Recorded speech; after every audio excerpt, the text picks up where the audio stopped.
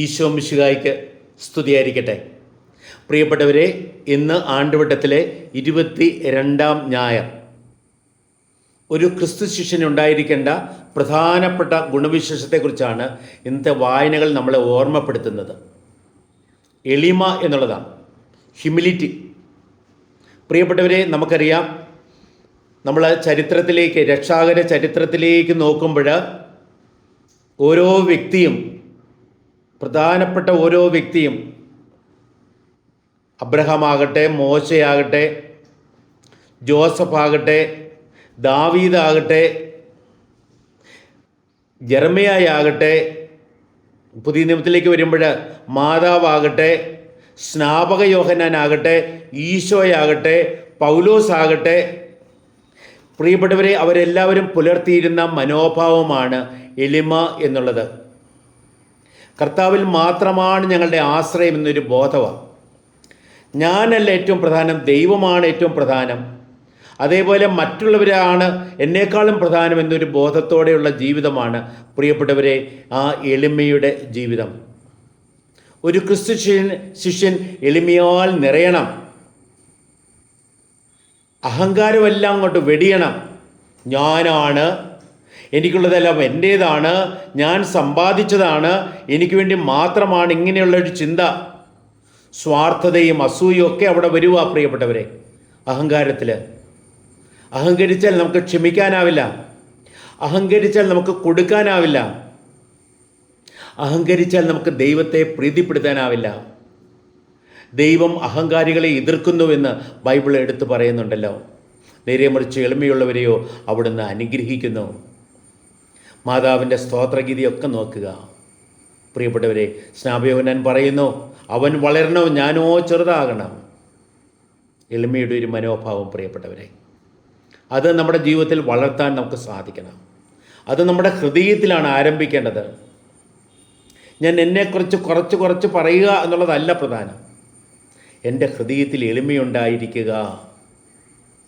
എളിമ എന്ന് പറഞ്ഞാൽ പ്രിയപ്പെട്ടവരെ, അതിലെ പ്രധാനപ്പെട്ട അടിസ്ഥാനം ദൈവ ആശ്രയ ബോധമാണ്. ഞാനും എനിക്കുള്ളതെല്ലാം ദൈവം തന്ന ദാനമാണെന്നൊരു ബോധത്തോടെയുള്ള ജീവിതമാണ് പ്രിയപ്പെട്ടവരെ. ഇന്നത്തെ ഒന്നാമത്തെ വായനയാകട്ടെ, ഇന്നത്തെ സുവിശേഷമാകട്ടെ, നമ്മളെ ബോധപ്പെടുത്തുന്നത് അത് തന്നെയാണ്. ദൈവാശ്രയ ബോധത്തോടെ ജീവിക്കുക, ദൈവസന്നിധിയിൽ നമ്മൾ എളിമപ്പെടുക, അപ്പോൾ ദൈവം നമ്മളെ ഉയർത്തിക്കൊള്ളുമെന്ന് പറയുകയാണ്. നമ്മൾ നമ്മുടെ ജീവിതത്തെ ഒന്ന് നോക്ക്, ദൈവത്തിൻ്റെ കണ്ണിലേക്ക് നോക്കി പ്രിയപ്പെട്ടവരെ, നമുക്ക് നമ്മളെ കണ്ടെത്താൻ പറ്റണം. എന്നിട്ട് ദൈവത്തിൻ്റെ കണ്ണോടെ എല്ലാവരെയും എല്ലാറ്റിനെയും നോക്കിക്കാണാൻ പറ്റണം. നമ്മുടെ ജീവിതത്തിൻ്റെ എല്ലാ തലങ്ങളിലും, നമ്മുടെ ജീവിത ബോധ്യങ്ങളിലും, നമ്മുടെ മനോഭാവങ്ങളിലും, നമ്മുടെ പ്രവൃത്തികളിലും, നമ്മുടെ വാക്കുകളിലും, നമ്മുടെ ബന്ധങ്ങളിലും എല്ലാം പ്രിയപ്പെട്ടവരെ നിർലിക്കേണ്ട ഏറ്റവും അടിസ്ഥാനപരമായ ഗുണവിശേഷമാണ് എളിമ എന്നുള്ളത്.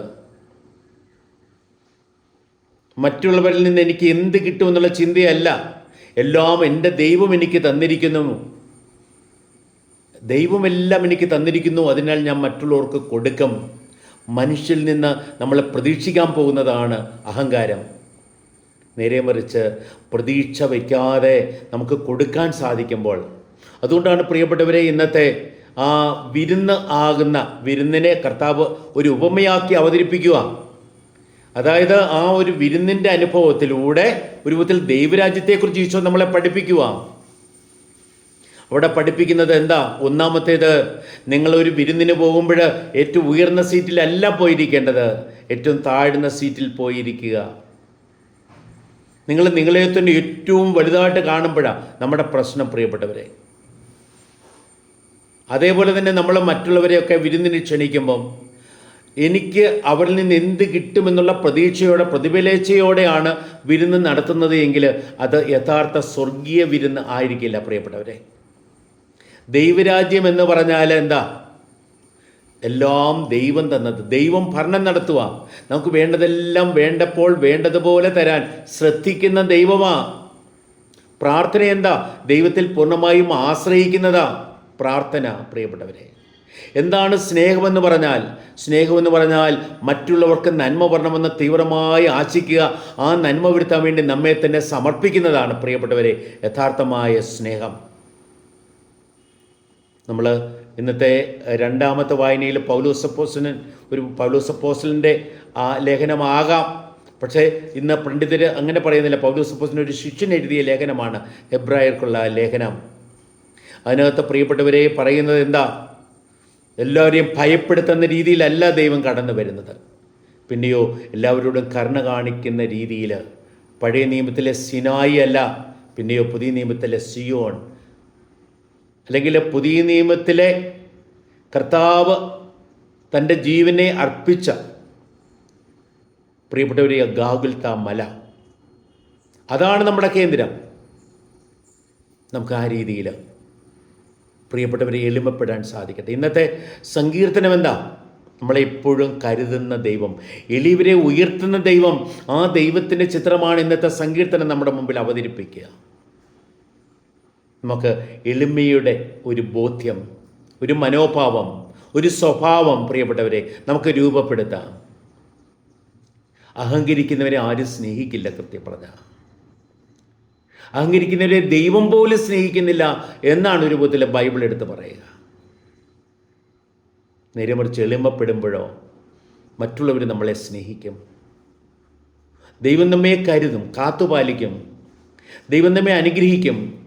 ദൈവം നമ്മളെ അംഗീകരിക്കും. പ്രിയപ്പെട്ടവരെ, നമുക്ക് ദൈവത്തോട് പ്രത്യേകം പ്രാർത്ഥിക്കാം. ദൈവമേ, അങ്ങ് ഞങ്ങളുടെ ജീവിതത്തിലേക്ക് കടന്നു വരണമേ.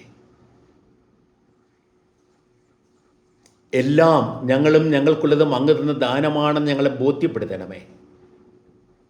ഞങ്ങൾ എളിമയാൽ നിറയട്ടെ. ഒരു വിധത്തിൽ ഞങ്ങൾക്ക് സ്വന്തമായി എന്താ ഉള്ളത്? ഞങ്ങൾ പോലും ഞങ്ങളുടെ സ്വന്തമല്ലല്ലോ, എല്ലാം നൽകപ്പെട്ടതല്ലേ ദൈവമേ.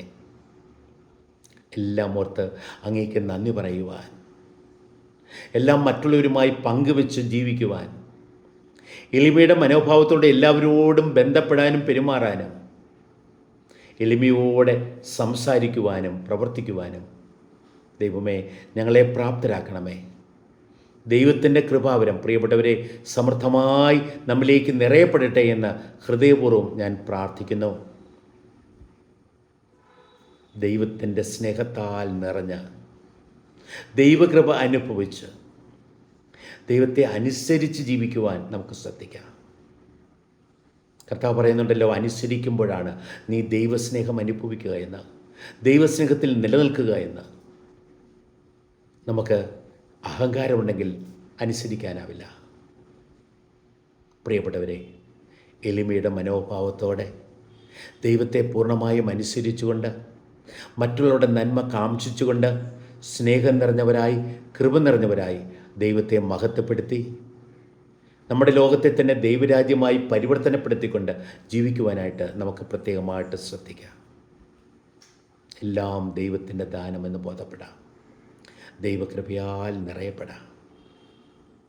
ദൈവരാജ്യത്തെ ലക്ഷ്യം വെച്ചുകൊണ്ട്, ദൈവത്തെയും ദൈവസ്നേഹത്തെയും ആധാരമാക്കിക്കൊണ്ട്, ദൈവവചനത്തെ നിറവേറ്റിക്കൊണ്ട് പ്രിയപ്പെട്ടവരെ നമ്മുടെ ജീവിതത്തിൽ നമുക്ക് മുന്നേറാം. ദൈവം നമ്മെ സമൃദ്ധമായി അനുഗ്രഹിക്കട്ടെ.